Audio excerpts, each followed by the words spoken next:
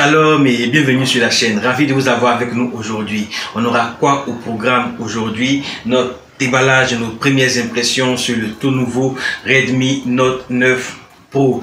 On a la version ici, 6 Go de RAM, 128 Go de stockage. On va donc faire le tour d'horizon du contenu de la boîte et nos premières impressions sur le téléphone. Pour ceux qui veulent voir la vidéo test qu'on fera après quelques jours d'utilisation, abonnez-vous à la chaîne et ne manquez surtout pas d'activer la cloche de notification. Si vous aimez les vidéos qu'on fait, n'hésitez pas à lâcher le petit pouce haut et à les partager. Ça fait toujours plaisir. Allez, on va partir cette vidéo là juste après.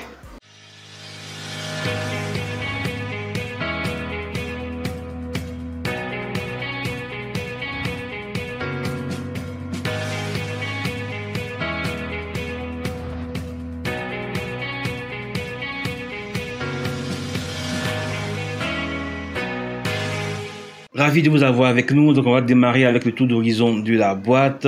On a une boîte toute blanche avec sur les côtés l'inscription Redmi Note 9 Pro. Ici on a les spécifications, donc 6 Go, 128 Go de ROM et quelques spécifications du téléphone.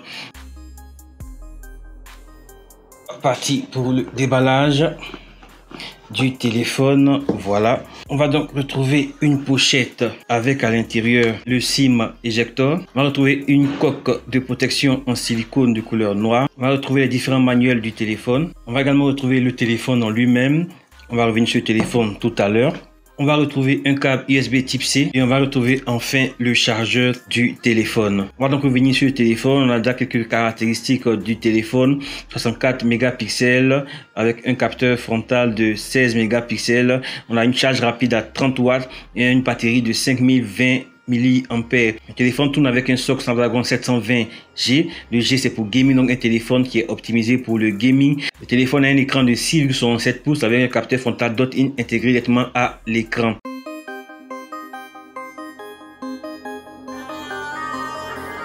Voilà donc le tout nouveau Redmi Note 9 Pro, couleur gris interstellaire comme le constructeur l'a souligné. Très beau téléphone, très massif, il fait son poids. On va maintenant partir pour tout l'horizon du téléphone. Sur le côté droit, on va retrouver les boutons de volume haut, volume bas et le bouton d'allumage qui fait également office de capteur d'empreinte digitale. Sur le côté gauche, on va retrouver le port SIM, un port SIM qui supporte 2 cartes nano SIM et une carte micro SD. Sur le haut du téléphone, on va retrouver un port infrarouge et un second port. Sur le bas du téléphone, on va retrouver un port jack 3.5 super. Le téléphone a encore un port jack 3.5, le port USB type C, le port micro et les haut-parleurs. À l'arrière du téléphone, on va retrouver le flash LED. Donc on a un module photo avec 4 capteurs photo. Le capteur principal de 64 mégapixels qui ouvre à 1.89. On va retrouver un ultra grand angle de 8 mégapixels qui ouvre à f1.2. On va retrouver un capteur macro de 5 mégapixels qui ouvre à 2.4 et un dernier capteur de 2 mégapixels pour le bokeh et le portrait. On retrouvera également sur le gauche, sur le bas et les différentes certifications. Sur la face avant, on constate que le téléphone vient directement avec un film de protection sur la face avant.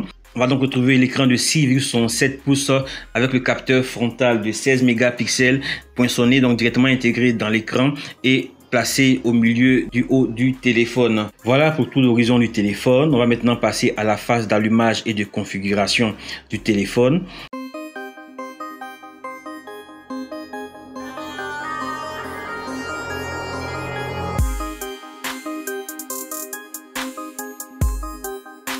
Le téléphone a fini de démarrer, donc là on est sur une interface classique de MIUI, donc MIUI 10 qui est basée sur Android 10. Donc là on se retrouve avec une home sans tiroir d'applications. Les applications sont directement rangées dans des dossiers sur le bureau. Voilà, donc on a ici par exemple la palette d'outils par défaut déjà installée sur le téléphone. On va retrouver la télécommande, on va retrouver également la boussole et des autres outils du téléphone comme la radio. On va également retrouver des jeux déjà préinstallés.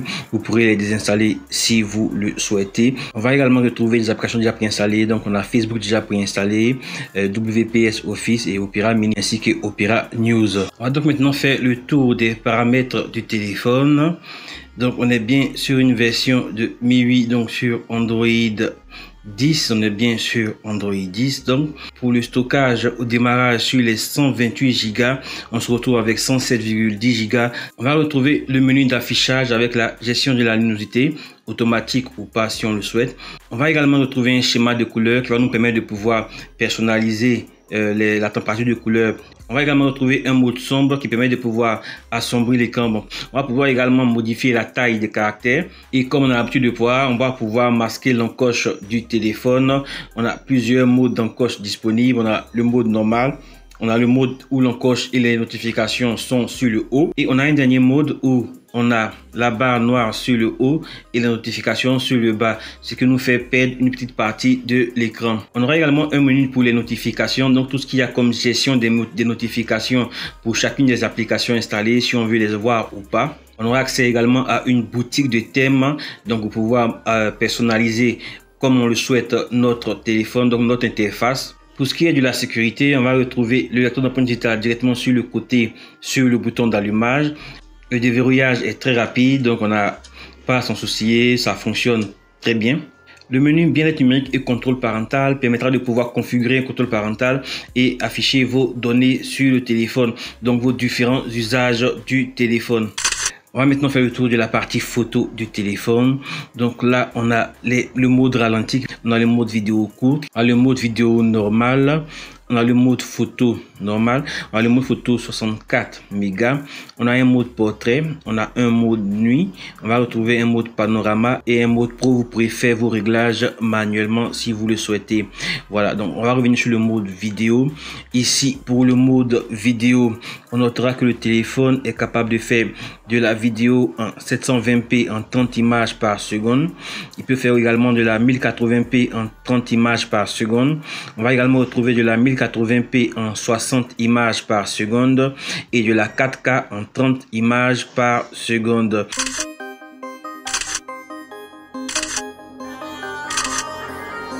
Voilà, c'est fini pour notre déballage de ce nouveau Redmi Note 9 Pro, le successeur du Note 8 Pro sorti l'année dernière.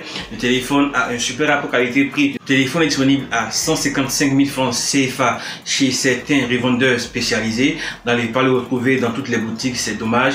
Mais si vous arrivez à mettre la main dessus, vous serez vraiment ravis. C'est un très bon rapport qualité-prix. Un téléphone qui permet de pouvoir jouer à tous les jeux que vous pouvez trouver sur le Play Store en qualité médium. Un autre point fort au téléphone, c'est son autonomie avec sa grosse batterie de 5020 mAh. Elle vous permettra de pouvoir utiliser le téléphone jusqu'à 2 jours en usage normal.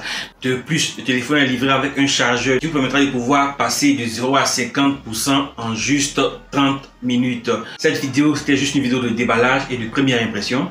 Comme on l'a souligné au début de la vidéo, on va faire une autre vidéo de test un peu plus poussée à ce téléphone là. Si vous ne voulez surtout pas le manquer, abonnez-vous à la chaîne et lâchez les petits pouces bleus.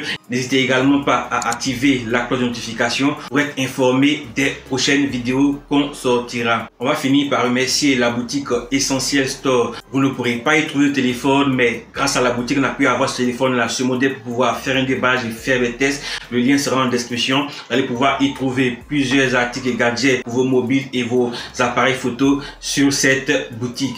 Voilà, donc on a donc fini cette vidéo là. On n'oublie surtout pas de se barrer avec le coronavirus, garder 1 mètre de distance et se laver les mains avec le gel hydroalcoolique ou à l'eau et au savon. Que Dieu vous bénisse et bénisse votre semaine. Que Dieu vous garde. Allez, à la prochaine.